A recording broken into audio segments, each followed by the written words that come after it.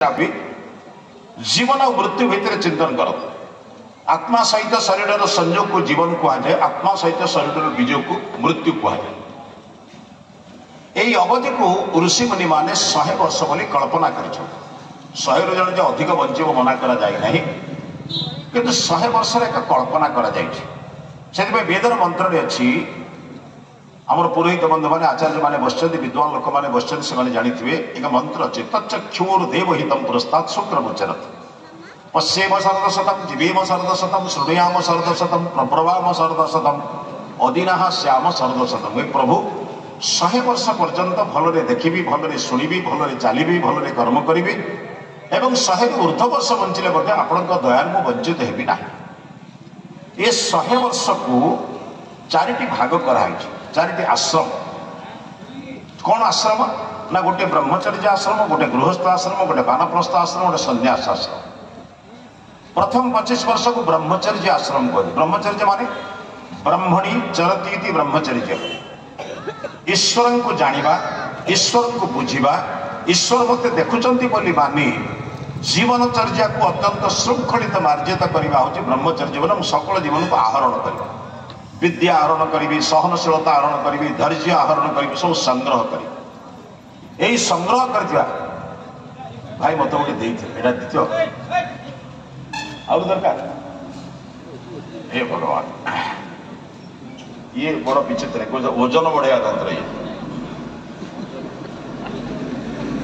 ठीक अच्छे भाई आसतु, बहुत धन्यवाद। आप श्रद्धा ग्रहण करने दरकार। आस धन्यवाद आज्ञा। आज्ञा नमस्ते भाई, नमस्ते। भगवान मंगल करूँ आप सब आज्ञा बंद आज्ञा।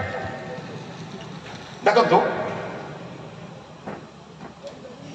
कौन करवा आज्ञा, फुलमाल आमको सब पिंधा कष्टर तेणु किसी समय पिंधि बाहर कर श्रद्धा को रखा दरकार ना। 100 वर्ष आयुष को 4 भाग कराई। ब्रह्मचर्य आश्रम, ब्रह्मचर्य आश्रम रे ज्ञान शक्ति सामर्थ्य सब किसी आहरण करी, संग्रह करी। यही संग्रह करथिबा विद्या को तापर 25 वर्ष गृहस्थ जीवन में प्रयोग करी। पाठ पढ़िला बेले मु शुणी धैर्य धरिबा दरकार, किंतु पाठ पढ़ला बेले कि धैर्य धरि।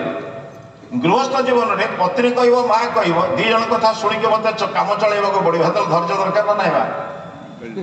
कौन माँ मान को पचार शाशु गोटे प्रकार कथा कह, स्वामी गोटे प्रकार कह, शशुर गोटे प्रकार कहू तो दियर गोटे प्रकार कह, एक सब नहीं परिवार को चलैबा धैर्य दरकार ना नहीं। से धैर्य को प्रयोग कौटी कले, गृहस्थ जीवन में प्रयोग कले।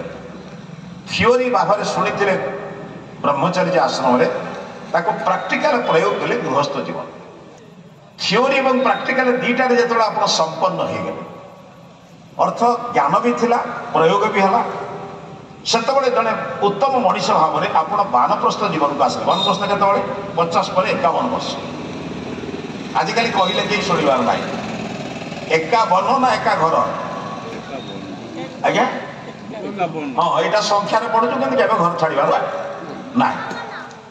आम शास्त्र थिला बयस तृतीय प्रापते भागवत लिखाई। मुझे कहूनी आज्ञा, आप मो कथा भावतु ना, मुझे कहूनी, मुझे जहाँ शास्त्र कथा आपको कहूँ। भागवत लिखाई बयस तृतीय प्रापते तेबे चलिब वनपथी। बयस जो तृतीय हो 51 हो वनपथी वन माने घर छाड़। कौन हम घर छाड़े लाभटा कौन बुझ, बर्तमान न छाड़ा द्वारा क्षति कौन हो बुझ। जो मैंने थियोरी और प्राक्टिकल पाठ पढ़ारे जो मैंने कौन शब्द पाठ पढ़ारे जो मैंने संपन्न हेले एवं प्रयोग जो मैंने अभिज्ञ हेले, से माने समाज में जो पढ़ेबे बुझेबे जणेबे लोक बुझीजीवन ना। आज्ञा गोटे पति पत्नी बद जड़े 51 वर्ष 52 वर्ष 60 वर्ष जड़े मनीष जाए बुझेब, देख माँ आम यही बद लगे आम जीवन नष्ट होती। तुम पति पत्नी के बद लाग ना, जीवन में केवे भूल काम कर ना, छोट छोट कथार जितखोर हुए ना। कौन है आमर अच्छे ना आम कथा आज्ञा। आम मैंने समस्ते कौन कहती, स्वामी कह मुझे जहाँ जानी ठीक तू भूल बुझु, स्त्री कह मुझे जहाँ जानी ठीक तुम भूल बुझ। कौन बुझ कि 2 जन जाके जो भूल बुझे कौ मैंने ठीक कौ ठीक आप बुझे। या द्वारा बिना कारण अवस्था समाज की छुआटे बेले मास्टे कहले तू किसी जान ना। कौन है छुआटे बेले बापा माँ भाई बंधु कुटुंब समस्ते कहले तुम किसी जान। तापर बह कला स्त्री स्वामी को, स्वामी स्त्री कहला तुम किसी जान।